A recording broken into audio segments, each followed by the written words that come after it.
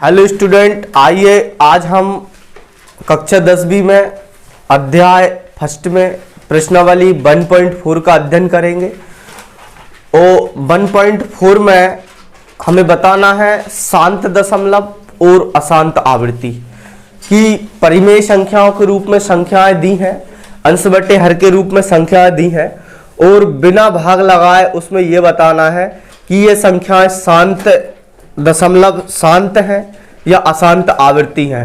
तो और question number first में तो ये बताना है कि ये शांत है या अशांत आवृत्ति है।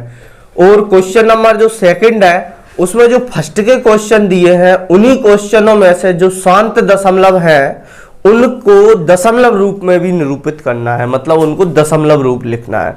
तो ये बहुत ही सिंपल क्वेश्चन है। देखो, बिना भाग दिए इनको हल करने के लिए हम दो कंसेप्ट समझेंगे अच्छे से।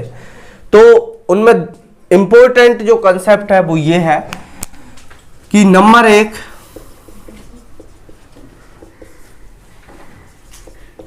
हर के गुणनखंड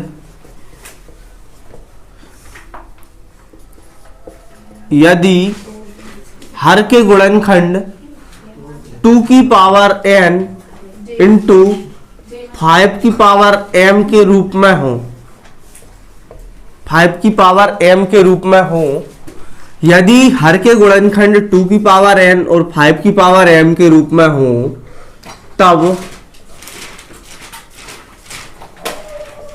दशमलव प्रसार शांत होगा। यदि मान लो इसके गुणनखंड जो है ना वो 2 की पावर m और 5 की पावर 2 की पावर n और इंटू 5 की पावर m के रूप में होंगे तो वो कैसा होगा? शांत होगा, शांत दशमलव प्रसार उसका शांत होगा। और दूसरा है, यदि हर के गुणनखंड 2 की पावर n इंटू 5 की पावर m के रूप में हो, m के रूप में ना हो, तब दशमलव प्रसार अशांत आवृत्ति होगा। दो कंसेप्ट हमारे ये हैं। और तीसरा कंसेप्ट और हम ध्यान रखेंगे कि क्या होता है। तो तीसरा कंसेप्ट ऐसा है कि यदि कोई भी संख्या हो या कोई भी चर हो या कोई भी अचर हो, यदि उसकी घात 0 हो तो उसका मान 1 होता है। तो इसका मतलब यह है कि x की पावर यदि 0 है तो उसका मान 1 होगा। x की पावर यदि 0 है तो उसका मान 1 होगा। यदि मान लो 2 की पावर 0 है तो उसका मान भी 1 होगा और 5 की पावर 0 है तो उसका मान भी 1 होगा। इनको हम इस प्रकार देखेंगे। तो ये हमें 3 कंसेप्ट की आवश्यकता है और 3 कंसेप्ट के आधार पर प्रश्नावली 1.4 का हम अध्ययन करेंगे। तो देखें, इसमें क्वेश्चन नंबर हम फर्स्ट की बात करते हैं। तो फर्स्ट क्वेश्चन में क्वेश्चन है कि बिना लंबी विभाजन प्रक्रिया की ये बताइए कि निम्नलिखित परिमेय संख्याओं के दशमलव प्रसार शांत हैं या अशांत आवृत्ति हैं। क्वेश्चन नंबर फर्स्ट है 13/3125। तो हम देखें, क्वेश्चन नंबर फर्स्ट है 13/3125, ये इसका प्रश्न है। तो सबसे पहले हमें क्या करना है, हर के गुणनखंडों को चेक करना है। तो हर के गुणनखंड निकालेंगे। ये है 3125, 3125 लिखेंगे। यहाँ 3125 में हम देखेंगे सबसे पहले छोटी से छोटी संख्या से भाग लगाते हैं। तो हम यदि 3 से भाग लगाएंगे तो इसमें भाग नहीं जाएगा, इसलिए अब हम 5 से भाग लगाएंगे। तो 5 से भाग लगाया, 5 छक्के 30, 1 बचेगा, 1 पे 2 12, 5 दूनी 10, 2 बचेगा, 2 पे 5 25, 55 25। फिर 5 से काट देंगे, 5 एकम 5 और अगला बचेगा हमारे पास 1, 1 पे 2 12, 5 दूनी 10 और 2 बचेगा 55 25। फिर 5 से काट दो, 5 से काटेंगे 25, फिर 5 से काट दो 55 25। इसमें हम देखेंगे कि 3125 के गुणनखंड किस प्रकार हैं। तो 13 बटे हम 3125 के गुणनखंड लिखेंगे 5 इंटू 5 इंटू 5 इंटू 5 इंटू 5, ये 5 बार है। तो इसका सिंपल सा मतलब ये है कि ये हम लिख देंगे 13 बटे, इसको 5 इंटू 5 इंटू 5 को हम 5 की घात 5 लिख देंगे। और दूसरी चीज हम देखें कि इधर कुछ नहीं होगा तो हम 1 मान सकते हैं, और जब हम 1 मानेंगे तो ये इसको हम ये भी लिख सकते हैं 1 को 2 की पावर 0। अच्छा, ऐसा 2 की पावर 0 क्यों लिखेंगे? क्योंकि ये 2 इंटू 5 के फॉर्म में गुणनखंड हो जाएंगे, मतलब 2 इंटू 5, तो 2 की पावर n इंटू 5 की पावर m, इसके रूप में गुणनखंड आ जाएंगे। तो इसका मतलब ये होगा कि इसके गुणनखंड, हर के गुणनखंड 2 की पावर n इंटू 5 की पावर m के रूप में होंगे। तो यह क्या होगा? शांत दशमलव होगा, मतलब इसका दशमलव प्रसार शांत होगा। तो हम इस प्रकार लिखेंगे कि चूंकि हर के गुणनखंड 2 की पावर 0 इंटू 5 की पावर 5 के रूप में है, 2 की पावर n इंटू 5 की पावर m के रूप में है, अतः 13 बटे 3125 का दशमलव प्रसार शांत होगा। तो ये आपका फर्स्ट क्वेश्चन है।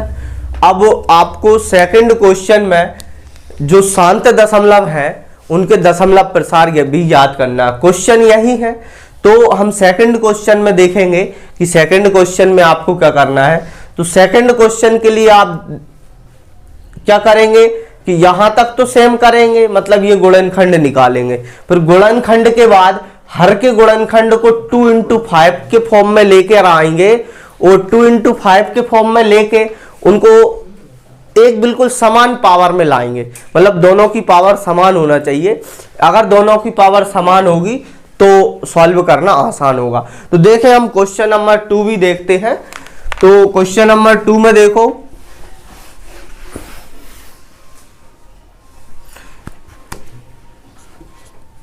ये इसके गुणनखंड है, इसी को हम क्वेश्चन नंबर 2 में कर रहे हैं। तो क्वेश्चन नंबर 2 का ये फर्स्ट है। तो इसमें देखें आप 13 बटे ये 5 की घात 5। अब हमारे पास 5 की घात 5 है, तो ये 5 के रूप में, तो ये तो है फंक्शन। अब हमें ये फंक्शन और चाहिए, मतलब 2 चाहिए एक, और 2 की पावर भी 5 चाहिए। यदि मान लो इसकी पावर और कुछ होती तो हम 2 की पावर भी वही ले लेते। यदि 2 की पावर और कुछ होता पहले से तो फिर हम इतनी पावर लेते कि दोनों बराबर हो जाएं। तो ऐसी कंडीशन में हमें क्या करना है कि देखो, हमें 2 चाहिए और 2 की पावर 5 चाहिए। तो हम 2 की पावर 5 से ऊपर गुणा और भाग दोनों कर देंगे।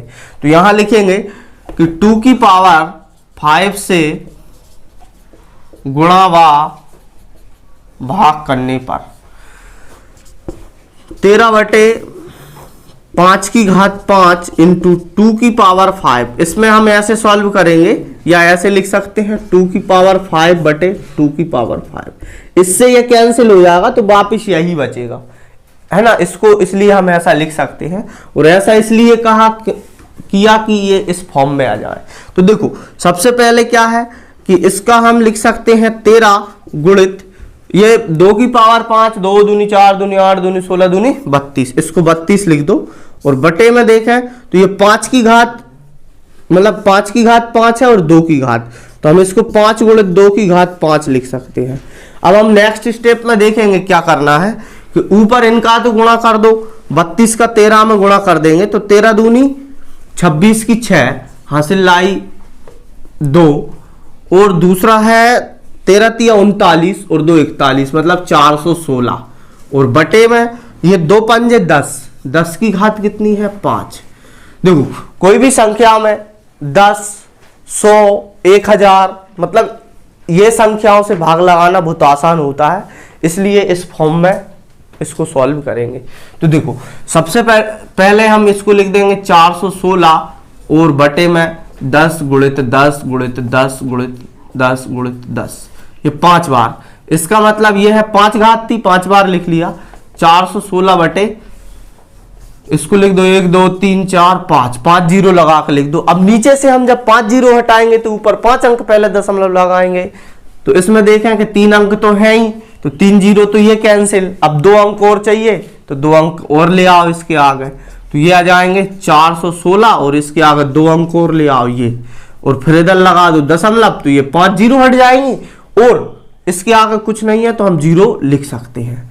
तो इसका जो दशमलव रूप है वो ये है। इसका मतलब ये है कि 13 में 3125 से भाग लगाने पर यह संख्या प्राप्त होगी।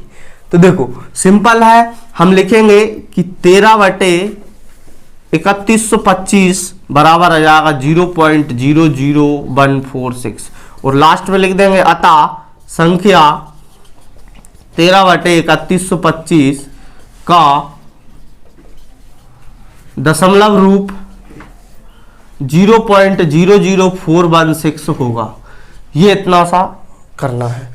तो ये बहुत सिंपल है और आप इस प्रकार करें। हम आपको अभी अगली वीडियो में इसके और क्वेश्चन लेकर आ रहे हैं। बस तरीका यही है, क्वेश्चन सभी यही है, इसी तरीके से इनको सॉल्व करना है।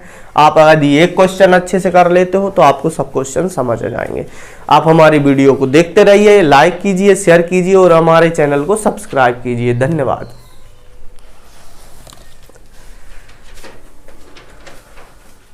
कर लो नोट।